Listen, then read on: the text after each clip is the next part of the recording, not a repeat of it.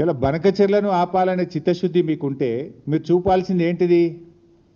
ఆంధ్రప్రదేశ్ ప్రభుత్వం చంద్రబాబు నాయుడు గారు కేంద్రానికి రాసిన లేఖలు, జలవనరుల శాఖకు రాసిన లేఖలు, బనకచెర్లను ఆయన ఏ రకంగా ముందుకు తీసుకుపోతున్నాడో చూపించాలి.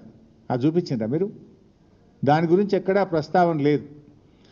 చంద్రబాబు గారు బనకచెర్ల మీద కేంద్రానికి రాసిన లేఖలు కానీ, ఆయన మాట్లాడిన మాటలు కానీ నీ పవర్ పాయింట్ ప్రజెంటేషన్లో ఎక్కడ నువ్వు చూపలేదు, దానికి స్థానం దొరకలేదు.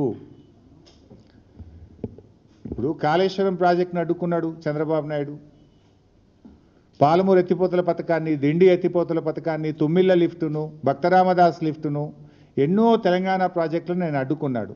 దానికి ఎందుకు నీ పీపీటీలో చూపించలేదు? ఆంధ్రప్రదేశ్ ప్రభుత్వము మన తెలంగాణ ప్రయోజనాల్ని ఎలా దెబ్బగొట్టిందో ఒక్క ముక్కనన్న చూపించినావని నన్ను.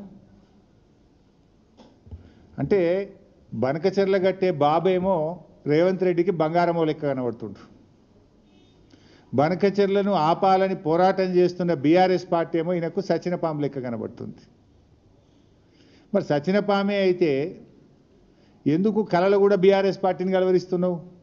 అసలు నువ్వు ఉపన్యాసం ఇస్తే కేసీఆర్ పేరెత్తకుండా, బీఆర్ఎస్ గురించి మాట్లాడకుండా ఎన్నడన్నా ఒక ఉపన్యాసం మాట్లాడతావా నువ్వు? అసలు